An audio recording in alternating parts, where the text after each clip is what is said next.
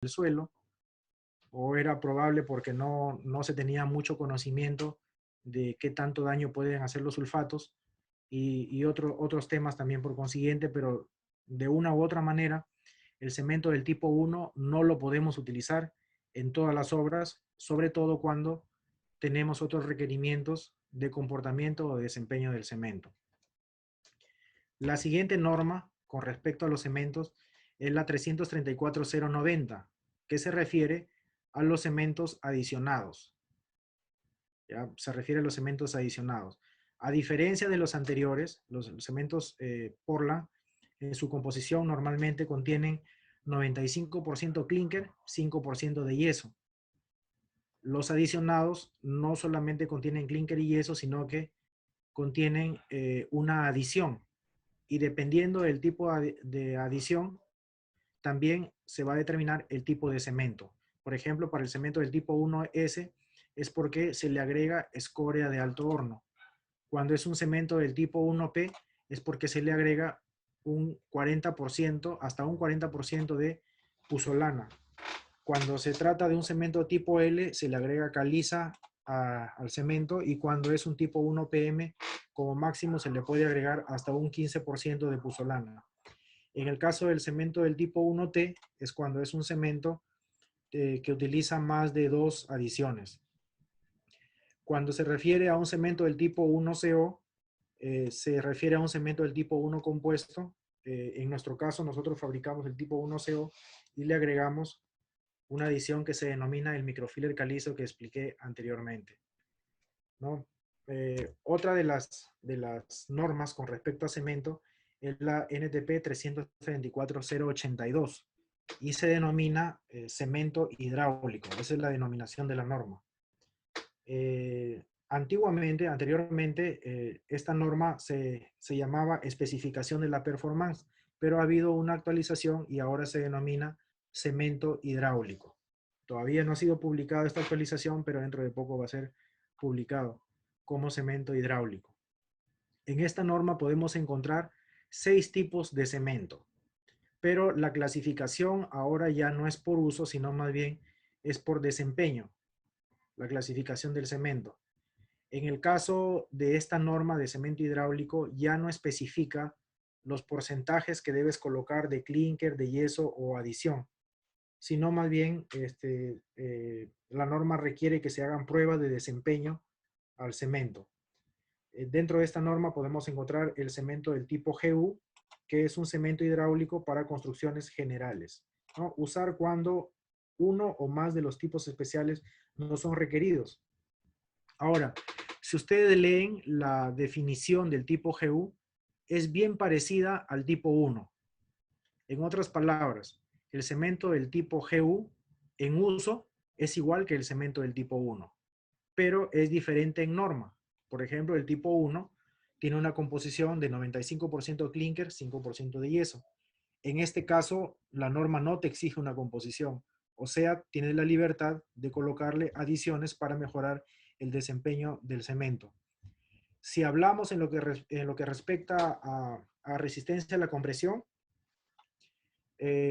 ambos van a cumplir el requerimiento de resistencia a la compresión, pero si nos referimos al tema de durabilidad, un cemento del tipo GU va a tener una mayor durabilidad, aunque son para el mismo uso, que un cemento del tipo 1. ¿Por qué? Porque pertenece a una norma moderna en la que no te limita a usar solamente clinker y yeso y puedes colocarle una adición para mejorar. ¿Cuándo no puedes usar un cemento del tipo GU? Cuando requieres alta resistencia inicial, cuando requieres un cemento que te ofrezca moderada resistencia a los sulfatos, cuando requieres un cemento que te ofrezca alta resistencia a los sulfatos o moderado calor de hidratación o de bajo calor de hidratación. En esos casos ya no puedes utilizar un cemento del tipo GU. Si no tienes esos requerimientos, puedes utilizar un cemento del tipo GU. Ahora, en el Perú no se fabrican todos los cementos incluidos en la norma.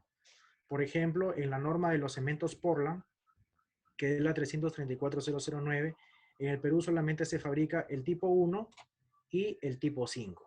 Y en esta norma tenemos que el cemento de uso general o que el cemento del tipo 1 lo podemos utilizar, excepto cuando tenemos algún requerimiento en especial, pero el único requerimiento que podríamos satisfacer en esta norma con este tipo de cemento sería con el tipo 5, que nos ofrece alta resistencia a los sulfatos, ¿no? Y en cemento Inca nosotros fabricamos un cemento del tipo 1, ¿no? Que es un cemento de uso general y lo recomendamos para cualquier tipo de edificaciones donde se exija o se haya determinado el uso de un cemento del tipo 1. En la norma de los cementos adicionados, en el Perú se fabrica el tipo 1P, el tipo 1PM y como le dije anteriormente, en cemento Inca fabricamos el tipo 1CO. A este cemento, el cemento tipo 1CO, nosotros le colocamos como adición el microfiller calizo, ¿no? Cuando se le coloca microfiller calizo, obtiene la denominación de tipo 1CO, que quiere decir tipo 1 compuesto. El microfiller calizo, como le dije anteriormente, participa y favorece la resistencia a la compresión y el desempeño del cemento. Aun cuando este cemento, el tipo 1CO, es un cemento de uso general, también ofrece moderada resistencia a los sulfatos y moderada resistencia a los cloruros, debido a la adición de microfiller calizo que le hemos colocado a este cemento. ¿Dónde se puede utilizar o dónde se recomienda utilizar el cemento tipo 1CO? En cualquier elemento estructural, especialmente donde requieras una moderada resistencia a los sulfatos, una mejora en resistencia a la compresión y también donde requieras una moderada protección a la estructura de acero de la edificación.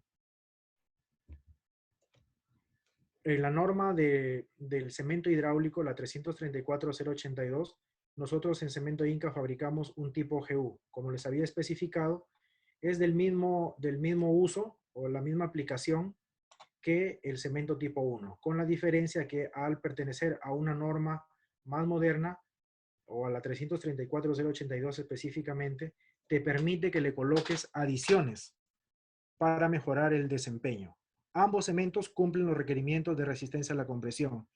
Ambos te van a dar, tanto el tipo 1 como el GU, te van a dar la resistencia a la compresión para la cual tú lo vas a diseñar y de acuerdo a la exigencia de la norma. Pero debido a que este cemento contiene adiciones, va a tener una mayor durabilidad que un cemento del tipo 1.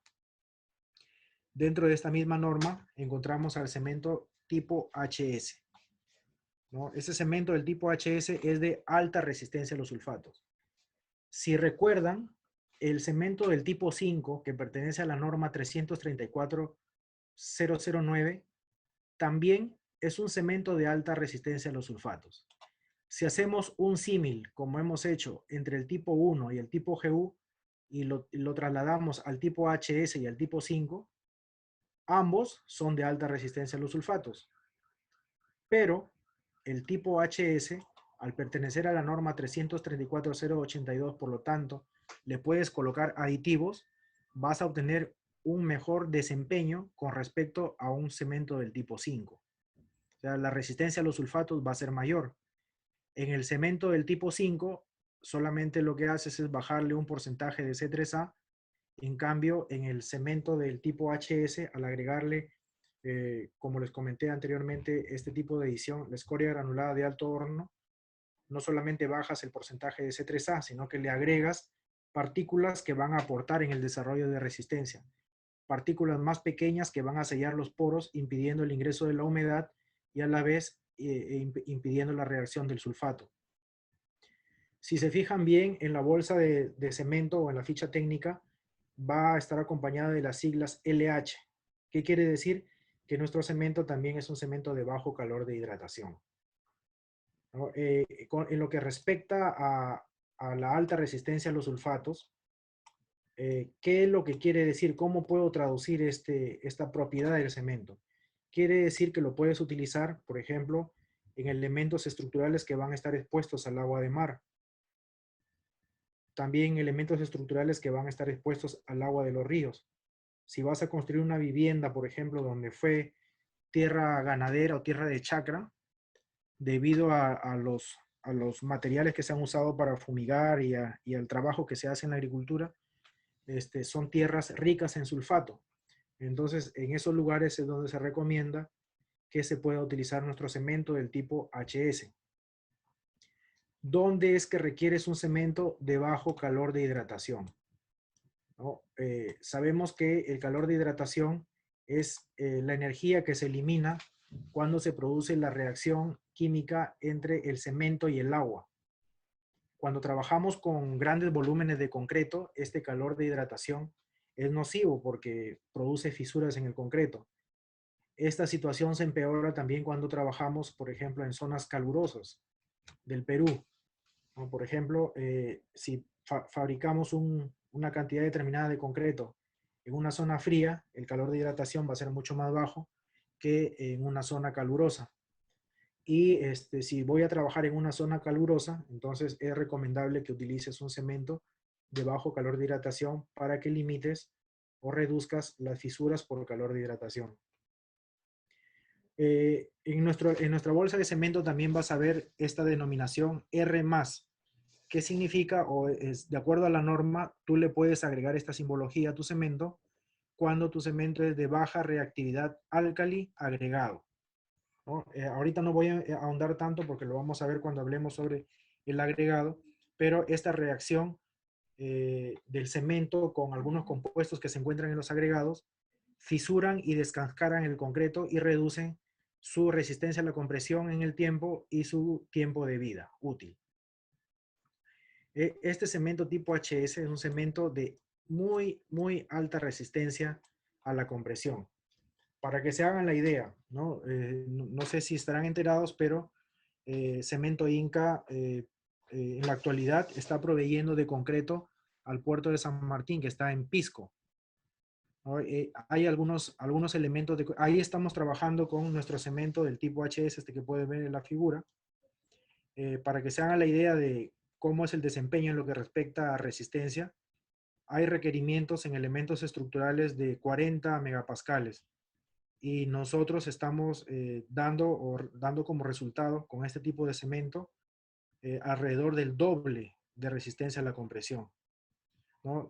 Si ustedes, por ejemplo, lo comparan con cementos convencionales, definitivamente que le van a llevar la delantera en lo que respecta a desempeño por una muy buena distancia.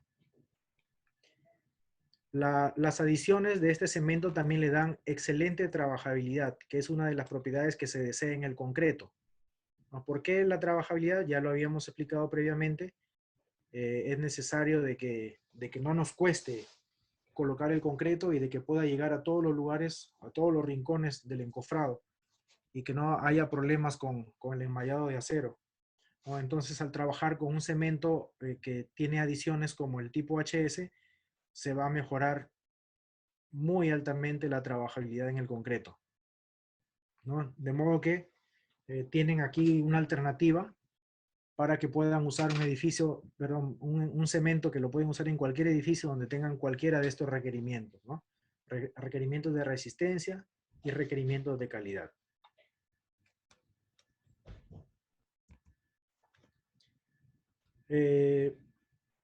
Quisiera contarles otra anécdota, algo así breve, algo muy breve.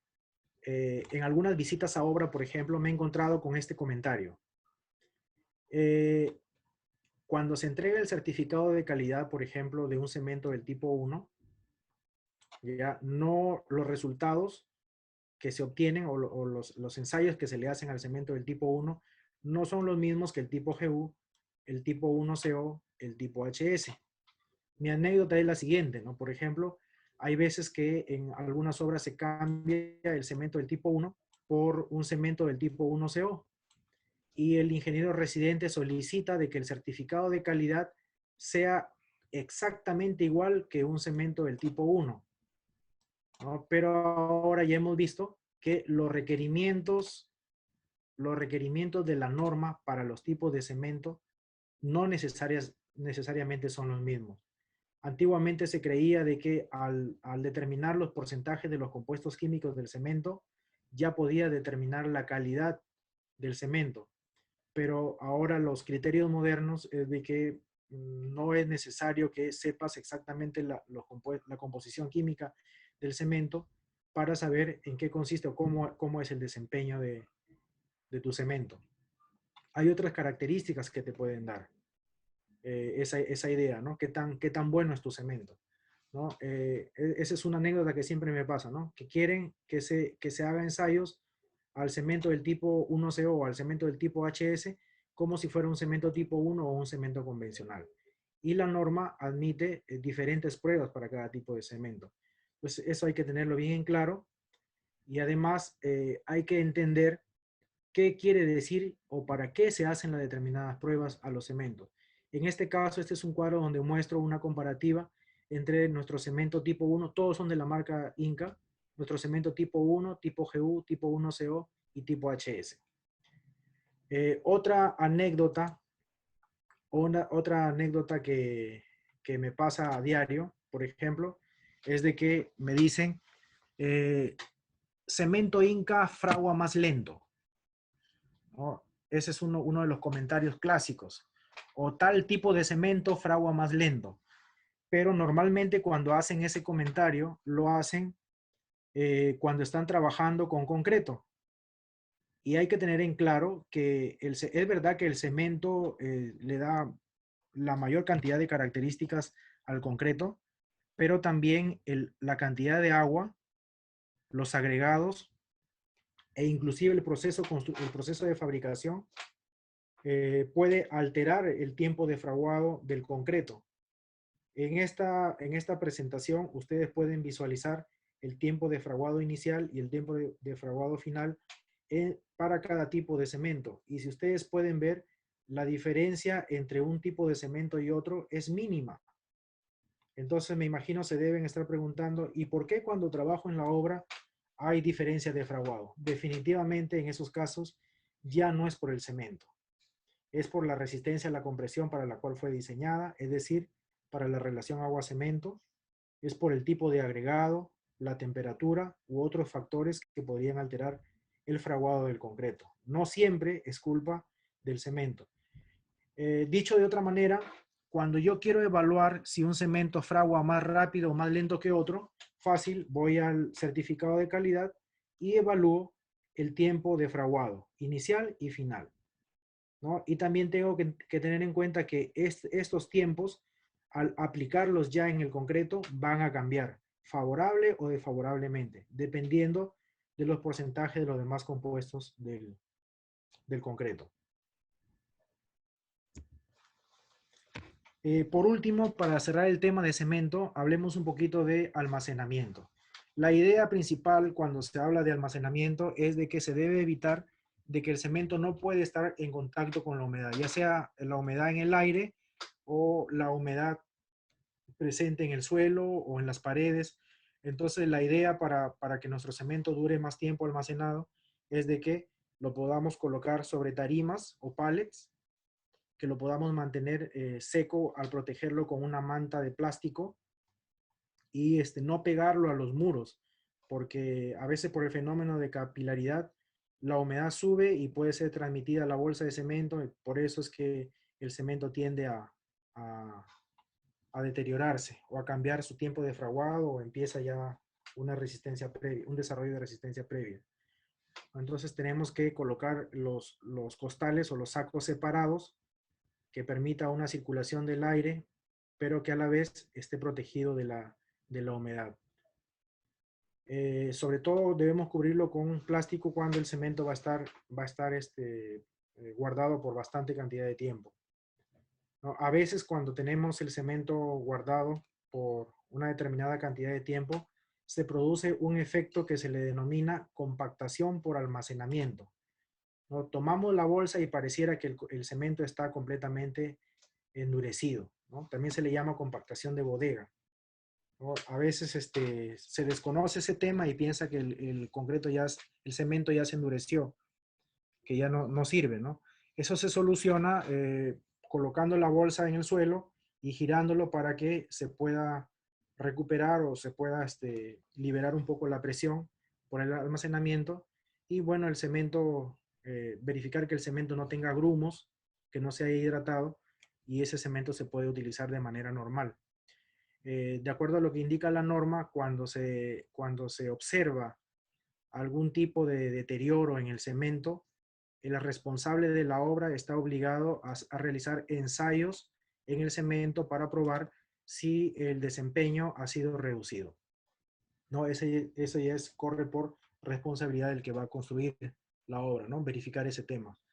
¿No? Porque en el proceso productivo les había dicho de que al final cuando se va a empacar el cemento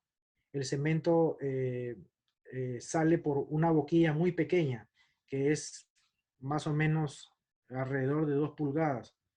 Entonces, no es posible de que en tu obra tengas un cemento que tenga trozos más grandes que ese tamaño y que pienses que de fábrica haya venido deteriorado, ¿no? No podría procesarse, no podría salir por ese diámetro de tubería un tamaño mayor que 2 pulgadas, ¿no? Pero aún así, siempre hay que verificar el peso y siempre hay que verificar la calidad del cemento, porque depende de eso que vamos a obtener un buen concreto, ¿no? Y eso corre por responsabilidad de cada constructor. Entonces, ya que hemos hablado del cemento, ustedes pensarán, bueno, si escojo un cemento correcto, ya debo respirar aliviado porque ya solucioné todos mis problemas con el concreto. Pero lamentablemente no es así. Hay otro componente que es básico y vital, que es el agua para el concreto, ¿no? Y de eso es lo que vamos a hablar ahora. Si queremos definir qué tipo de agua puedes utilizar en tu concreto, de repente que yo lo podría decir de esta manera, ¿no? Si la puedes beber, es buena para el concreto. Tienes que usar agua potable, agua que sea potable, que no tenga sabor, un fuerte sabor, o que tampoco tenga una coloración fuera de lo normal, ¿no? Si notas que eso hay en el agua, entonces es mejor no utilizarla o en algunos casos hacer ensayos, porque la norma te permite que utilices agua que no, que no sea la potable para que puedas utilizar en el concreto, teniendo en cuenta de que algunos contenidos de materia en el agua te pueden alterar tu desempeño del concreto. ¿Qué es lo que se espera del agua al mezclarla con el cemento? ¿No? Cuando lo mezclas, esperas que se forme un gel, ¿no? De hidróxido de calcio o hidrato de silicato de calcio, ¿no? Estos compuestos se forman con la reacción química que hay entre el agua y el cemento, ¿no? En estado fresco, tienes que respetar, que como ya habíamos hablado anteriormente, la relación agua-cemento, ¿no? En la norma de concreto, por ejemplo, te indica para diversos tipos de resistencia qué tipo de relación agua-cemento debes utilizar. Adicionalmente, en la norma también vas a encontrar que cuando requieres concretos especiales, como por ejemplo los que van a estar expuestos a los cloruros o los que van a estar expuestos a los sulfatos, también requieren eh, una relación agua-cemento que va por debajo del 0,5. O sea, tienes que utilizar menos del 50% de agua con respecto del peso del cemento, ¿no? En el estado fresco, el agua te va a dar la trabajabilidad. No todo el agua reacciona con el cemento. No todo el agua reacciona con el cemento, pero se le agrega un porcentaje adicional que está considerado en la relación agua-cemento para que la pasta sea un poco más trabajable y el concreto también sea un poco más trabajable, ¿no? Teniendo en cuenta de que esos valores de relación agua-cemento están restringidos. Y como ya hemos hablado, la trabajabilidad está relacionada con la consistencia. ¿Para qué necesitamos el agua en su estado endurecido, ¿no? El agua en su estado endurecido va a determinar los tiempos de fraguado, los desarrollos de resistencia. Hay que tener en cuenta de que cuando vamos a curar el concreto, la humedad relativa debe ser mayor al 80%. En otras palabras, tenemos que saturar nuestros elementos de concreto con agua para que puedan alcanzar la resistencia de diseño original. Eso es lo que hay que tener en cuenta con respecto al agua que vamos a utilizar en el concreto. ¿Qué efectos pueden tener algunas de las sustancias disueltas en el agua? ¿Qué efectos podrían tener, no? Las sustancias disueltas en el agua, por ejemplo, pueden alterar el tiempo de fraguado, como decíamos anteriormente al hablar de cemento, ¿no? Si tú utilizas aguas contaminadas, puedes alterar el tiempo de fraguado del cemento. También puedes alterar la resistencia de diseño del concreto, la resistencia última, ¿no? Y estos temas, tanto el fraguado como la resistencia, sí son de consideración porque básicamente atacan las principales propiedades del concreto. O sea, hay que tener en cuenta esas consideraciones. O sea, hay que tener especial cuidado en las sustancias disueltas cuando utilizamos agua que no es potable. Las sustancias orgánicas, al igual que las sustancias disueltas, pueden también alterar el tiempo de fraguado y la resistencia última del concreto. Los sedimentos o partículas en suspensión se pueden tolerar hasta 2000 partes por millón, ¿no? Esos sedimentos o partículas de suspensión pueden ser arcilla o también pueden ser otras partículas de roca fina, pero también es algo que está normado. No podemos permitir excesos de partículas finas ni en la arena, ni en los agregados, ni tampoco en el agua. Para que se hagan una idea de cómo es que los compuestos en el agua pueden alterar el desempeño del cemento y pueden alterar la calidad de tu concreto. Por ejemplo, el azúcar en una pequeña cantidad, por ejemplo de 0.03 a 0.15 del peso del cemento, retarda el fraguado del concreto hasta en un 0,25%, ¿no? Entonces, sí es un tema que hay que tener cuidado al momento de fabricar concreto, al momento de diseñarlo, ¿no? Aquí les presento un cuadrito de los límites permisibles, ¿no? De acuerdo a la norma de algunos compuestos que pueden tener en el agua, ¿no? Los sólidos de suspensión como máximo 5000 partes por millón. Materia orgánica como máximo, miren la cantidad, 3 partes por millón. Sustancias alcalinas como máximo 1000 partes por millón. Compuestos del ion sulfato con máximo 600 partes por millón. A veces nos cuidamos de que el sulfato no esté en el suelo o no esté en los agregados, pero a veces puede estar incluido en el agua del concreto. Y también con respecto al ion cloruro, como máximo o es permitido 1000 partes por millón. El pH del agua debe estar en el rango de 5 a 8 como máximo, ¿no? Entonces hay que cuidar ese tema, ¿no? Algunas limitaciones que tenemos con respecto al uso del agua. Miren, si con respecto al agua de mar, la norma literalmente dice que se puede utilizar el agua de mar en algunos elementos de concreto. Pero si leemos la norma al detalle, en realidad la norma prácticamente se está diciendo, mejor no uses el agua de mar. Solo para poner un ejemplo, ¿no? Puedes usar el agua de mar, pero para concretos menores a 75 kilogramos por centímetro cuadrado. Entonces ya prácticamente eliminó toda la probabilidad de uso del agua de mar, ¿no? Otras limitaciones que podemos encontrar, ya hemos visto un poquito sobre el pH. Si el pH es menor que 3, definitivamente no es recomendable utilizarlo en el concreto, ¿no? Aguas calcáreas, minerales o carbonatadas o naturales tampoco es recomendable utilizarlo. Las provenientes de minas o relaves, o también aguas que contengan residuos industriales. Aguas con un contenido de cloruro de sodio mayor al 3% o también contenido de sulfato al 1%, que ya lo vimos en la presentación anterior. No puedes usar aguas pantanosas o aguas que contengan algas, materias orgánicas, humus, partículas de carbón, turba, azufre, o que provenga de descarga de desagües o sean contaminadas por los desagües, porque eso tiene alto contenido de materia orgánica.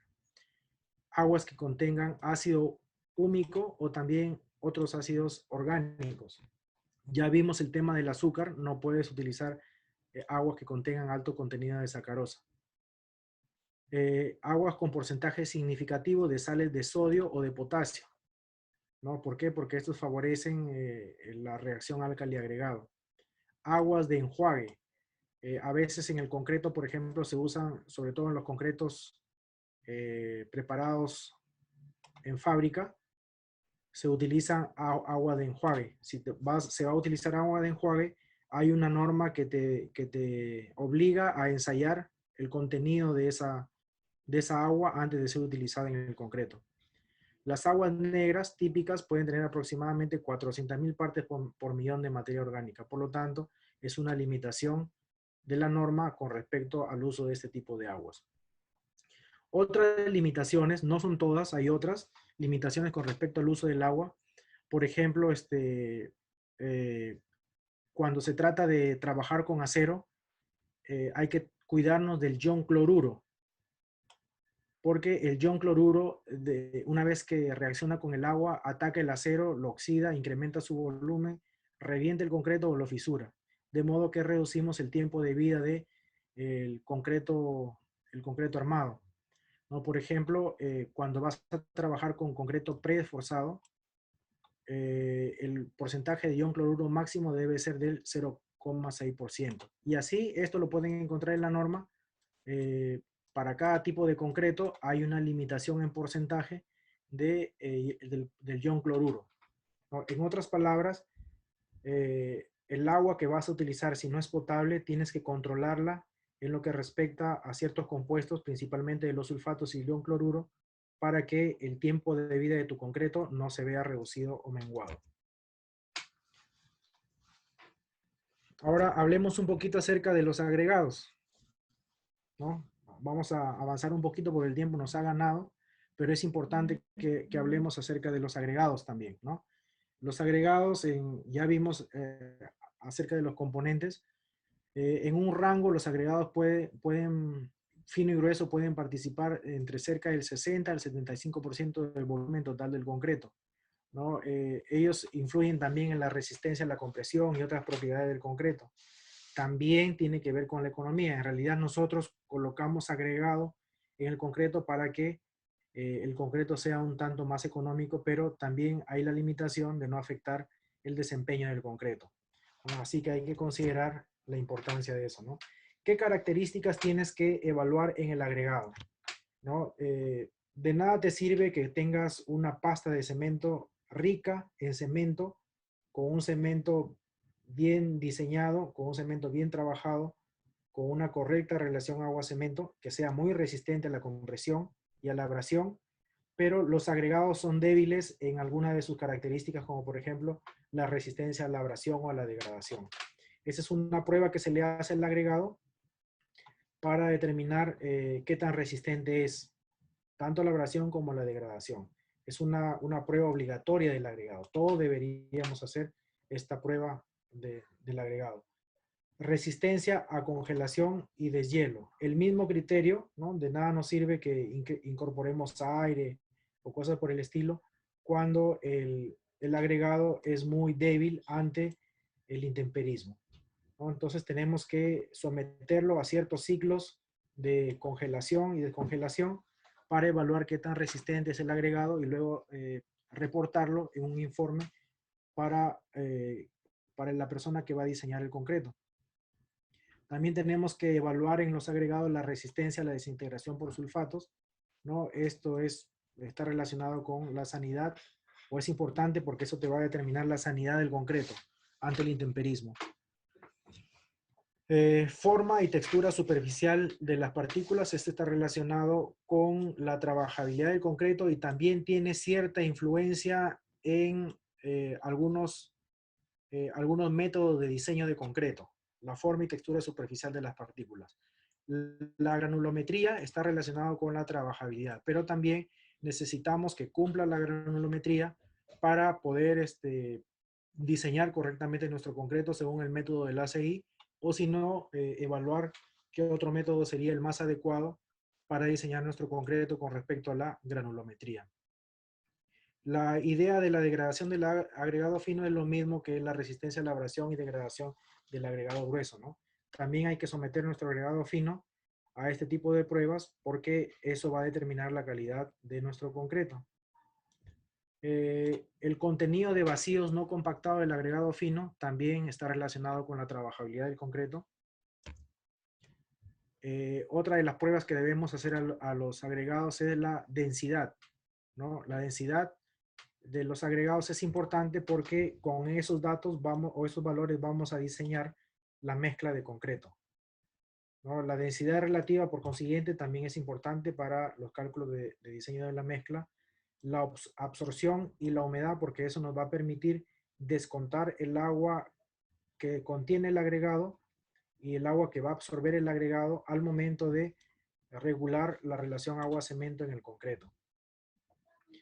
La resistencia, la compresión y la flexión, yo creo que ese sí es muy claro, ¿no?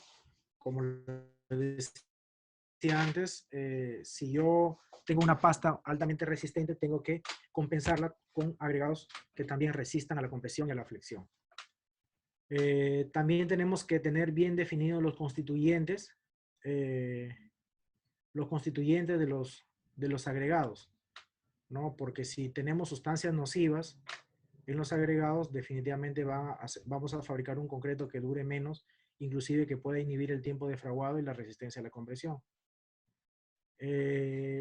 La resistencia a la reactividad con los álcalis y cambios de volumen, ¿no? Este tema de la resistencia a la reactividad con los álcalis y los cambios de volumen lo vamos a ver al final de los agregados, pero sí, en algunos casos sí es necesario que hagamos esta prueba, sobre todo cuando tenemos agregados del tipo volcánico para reducir la probabilidad de la reacción álcali-agregado. ¿Por qué les estoy comentando, repasando y enfatizando en este tema? Porque en realidad en muy pocas ocasiones se realizan los ensayos adecuados para los agregados. Y cuando se presentan problemas en obra, queremos solucionarlo todo con los cementos o con los aditivos. Y no siempre vamos a poder solucionar todo con el cemento y con los aditivos, debido a que los agregados tienen un gran porcentaje de participación dentro del concreto. Entonces hay que ser incisivos en este tema y hay que realizar también los ensayos que nos pide la norma para que podamos tener éxito en la fabricación de nuestro concreto.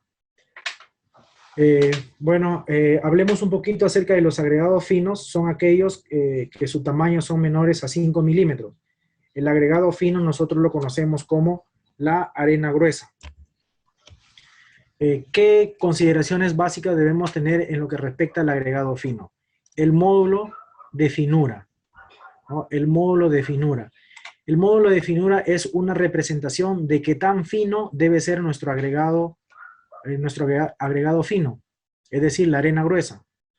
Parece contradictorio, pero el agregado fino es la arena gruesa. El agregado fino debe estar en el rango de 2.3 a 3.1. Si no está dentro de esos rangos, definitivamente te va a hacer gastar más cemento.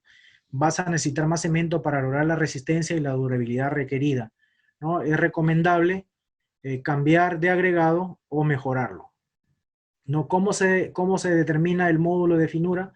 Haciendo una prueba de granulometría, un ensayo de granulometría, en la que te va a representar los porcentajes retenidos o acumulados en masa en cada malla o en cada uso, ¿no? Una vez que calculas los porcentajes que pasan, te van a permitir calcular los porcentajes acumulados, y con una fórmula que está en la norma, tú calculas el módulo de fineza del agregado, ¿no? Este dato es importante y básico, ¿no? Hay que tener en cuenta de que el agregado no puede ser muy fino. Cuanto más fino sea, vas a tener un concreto de menor calidad, ¿no? Esa prueba de tamizaje o el ensayo granulométrico sirve para verificar si tu agregado está dentro del rango de la norma. Es decir, no solamente hago la prueba para saber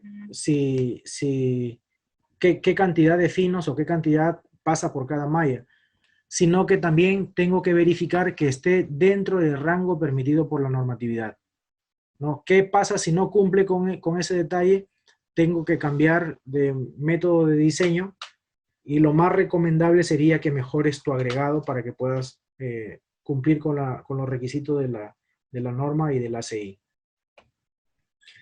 Otros cuidados que debes tener con el agregado fino es que no deberías tener partículas deleznables ni material más fino que el tamiz 200. Los materiales más finos que el tamiz 200, ya creo que muchos sabemos ese tema, se refiere a limos y arcillas y son altamente nocivos para el concreto, ¿no? Y favorece también la formación de fisuras. Otro de los compuestos que debemos evitar en los agregados tanto finos como gruesos es el carbón y el lignito, ¿no? Los porcentajes los van a tener aquí en la presentación que le va a pasar el ingeniero Daza más adelante, ¿no? Pero son cosas que tenemos que cuidar dentro de los agregados porque eso incide en la calidad del concreto. El agregado grueso básicamente lo que conocemos como las piedras chancadas o trituradas, ¿no? Su tamaño es mayor que los 5 milímetros. Generalmente oscila entre 9.5 a 37.5 milímetros. ¿No? A veces no podemos contar o de repente el diseño del concreto no, en algunos lugares no podemos encontrar piedra chancada y solamente encontramos hormigón. Entonces hay que tener en cuenta que también podemos fabricar concretos, no solamente con piedra chancada, sino también con hormigón, pero que el desempeño del concreto va a ser mucho menor debido a que normalmente el hormigón no cumple la granulometría como la combinación entre el agregado fino y el agregado grueso, que es lo que esperamos cuando utilizamos hormigón, ¿no? Aquí les muestro una tabla de los requerimientos de la norma de acuerdo al tamaño del agregado grueso, ¿no? Por ejemplo, si yo voy a utilizar un agregado cuyo tamaño nominal es de, por ejemplo, de 1 pulgada a media pulgada, entonces ese agregado que su tamaño nominal es de 1 pulgada a media pulgada también tiene mis requisitos de porcentajes que van a pasar por los tamices normalizados, ¿no? Y aquí están las dimensiones de los tamices normalizados. Por ejemplo, para un tamaño nominal de 1 a media pulgada, por el tamiz de 1 pulgada y media debe pasar el 100%, no debe retenerse nada. En el de 1 pulgada, de 90 a 100% y así sucesivamente. ¿Qué pasa si en mi agregado no tengo esta distribución granulométrica? Dependiendo de las cantidades que hayan de tamaños en el agregado, voy a tener una diferencia de resistencia a la compresión y por ende podría reducir el desempeño de mi concreto o la resistencia a la compresión, ¿no? Entonces yo tengo que verificar, hacer ensayos para determinar las cantidades de agregados que pasan por cada malla, ¿no? Luego eso es comparado, por ejemplo, si yo hago el dibujo, el trazado de los resultados de mis agregados, yo trazaría, por ejemplo, la curva de mis agregados y tienen que estar dentro del rango de los permitidos por la norma. Si no cumplen con la normatividad, bueno, entonces tengo que realizar ciertos ajustes para no alterar el desempeño del concreto, ¿no? Ahora ya como que vamos terminando, vemos el tema de otra de las cosas que tengo que cuidar en el concreto, que es la reactividad álcali-sílice. Cuando hay presencia de sílice reactiva en el agregado y hay una solución en el poro altamente alcalina, o sea, el pH está alterado y hay una humedad suficiente, se produce una reacción química que se le llama reactividad álcali-sílice. ¿En qué consiste? Esa reacción química forma una especie de gel que cuando se hidrata se expande y genera fisuras. Aquí en esta imagen estamos representando un corte del concreto en la que hay una mancha que representa el gel del ataque o de la reacción álcali-sílice, ¿no? Y como ustedes pueden ver, ya se han formado ciertas fisuras y estas fisuras van a dañar el concreto.